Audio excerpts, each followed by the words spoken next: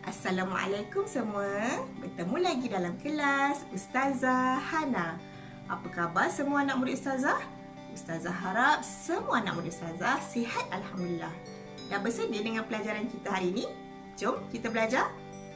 Okay, hari ini Ustazah akan membuat ulang kaji tajuk pelajaran kamu pada tahun 4 dalam bidang sirah, iaitu tajuk dakwah Nabi Muhammad sallallahu alaihi wasallam.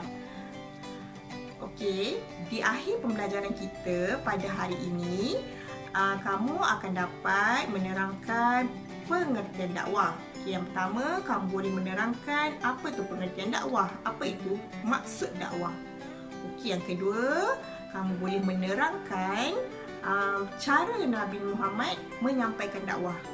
Dan yang ketiga, kamu boleh terangkan bentuk tentangan kafir Quraisy terhadap dakwah Rasulullah sallallahu alaihi wasallam. Ada 3 perkara yang kamu boleh dapat dalam pelajaran pada hari ini. Okey, yang pertama sekali, kita nak tahu apa maksud dakwah. Apa pengertian dakwah ni? Kita sebut dakwah Rasulullah. Apa pengertian dakwah Rasulullah ni? Apa pengertian dakwah?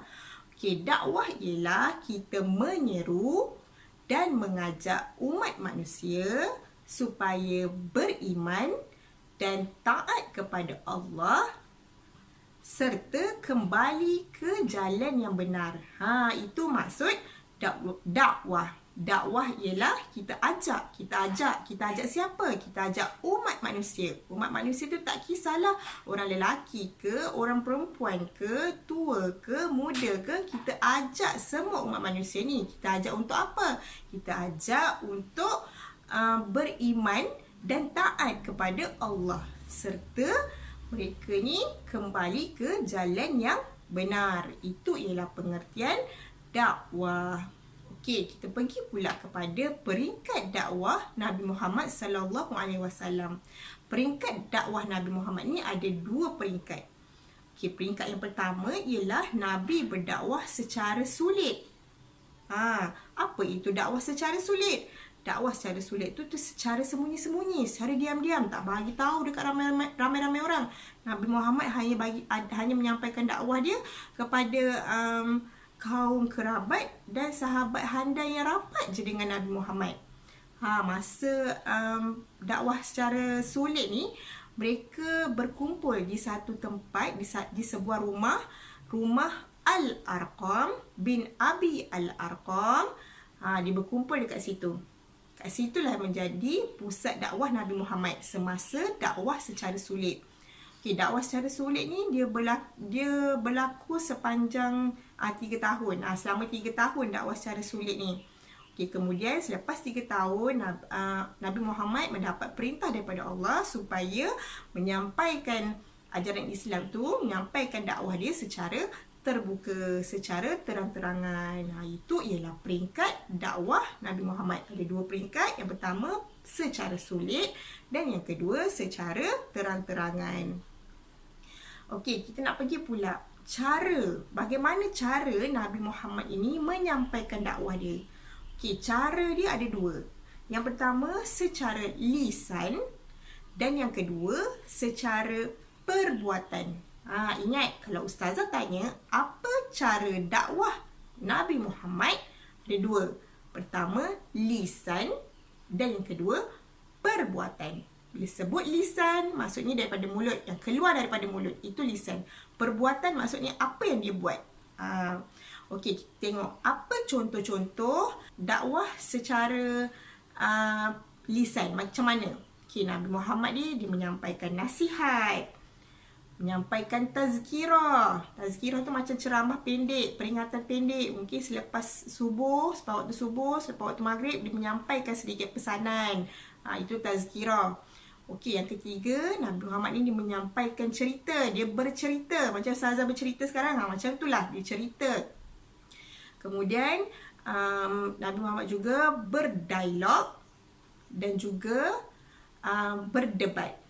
Berdialog dan berdebat ni ialah macam perbincangan. Ada komunikasi 2 hala. Orang tanya, Nabi jawab. Orang tanya, Nabi Muhammad jawab. Itu ialah contoh dakwah Nabi Muhammad secara lisan. Dia bercakap. cara kedua Nabi Muhammad berdakwah ialah secara perbuatan. Bagaimana? Apa yang dia buat? Apa contohnya? Okey, contohnya pertama, dia pergi berziarah. Dia ziarah bukan saja orang Islam, orang-orang yang bukan Islam juga Nabi Muhammad ziarah. Dengar sakit ke apa, Nabi Muhammad pergi berziarah. Okey, yang kedua dengan cara memberikan hadiah. Mungkin ada peristiwa-peristiwa tertentu Nabi Muhammad menghargainya dengan memberikan hadiah. Okey, yang ketiga, Nabi Muhammad mengutuskan surat. Mungkin jauh tak dapat pergi, Nabi Muhammad tulis surat sampai hantar surat, tanya khabar. Okey. Yang keempat, Nabi Muhammad dia menghantar utusan. Kalau Nabi Muhammad tak boleh pergi sendiri, dia hantar utusan. Utusan tu macam wakil. Dan seterusnya ialah Nabi Muhammad dia menunjukkan akhlak yang mulia. Itu ialah 5 contoh dakwah Nabi Muhammad secara perbuatan. Okey, tadi kita dah belajar maksud dakwah, kita dah belajar peringkat dakwah, kita dah belajar cara Nabi Muhammad berdakwah. Okey, sekarang kita nak pergi pula kepada tajuk yang seterusnya. Okey, sebelum tu Ustazah nak awak semua fikir, orang kafir Quraisy ni, dia dah bertahun-tahun, dah lama, sejak dulu lagi dia ni mengamalkan penyembahan berhala, penindasan, pembunuhan, dan pelbagai lagi perkara-perkara yang tak baik lah kan. Jadi tiba-tiba datang Nabi Muhammad ni diseru agama Islam.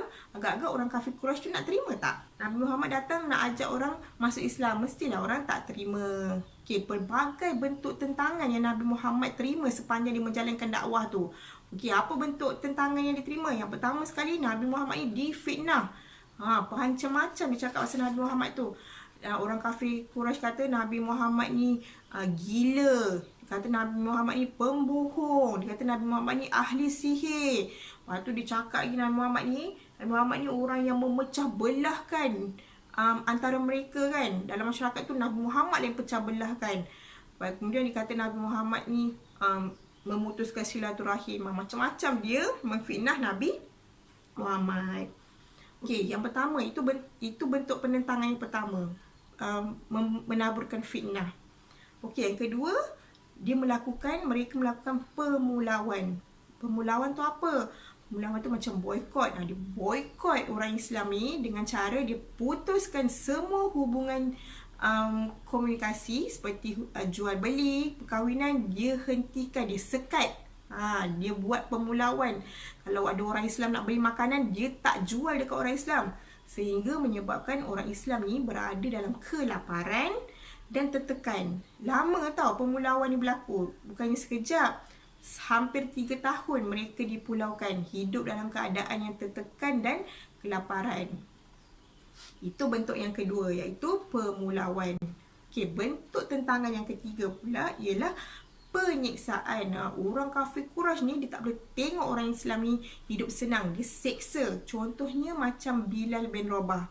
Bilal bin Rabah ni dia diseksa dengan cara apa? Dia dijemur dekat tengah panas. Bayangkan dekat padang pasir tu, dijemur kat tengah panas, kemudian atas dada Bilal tu diletakkan satu batu yang besar. Itu bentuk siksaan yang diterima oleh orang-orang Islam. Okey, itu bentuk yang ketiga.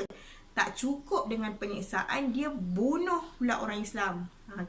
Terjadi kepada seorang sahabat Nabi yang bernama Sumayyah, perempuan bernama Sumayyah, dibunuh dengan kejam sebab memeluk agama Islam. Kesian kan orang-orang Islam pada zaman Nabi Muhammad menerima tentangan yang hebat daripada kaum kafir Quraisy tu. Itu sahaja yang Ustazah nak ajar hari ni. Ada 4 perkara. Yang pertama ialah maksud dakwah. Yang kedua ialah peringkat dakwah Nabi Muhammad. Yang ketiga, cara Nabi berdakwah. Dan yang keempat, bentuk tentangan kafir Quraisy terhadap dakwah Rasulullah sallallahu alaihi wasallam.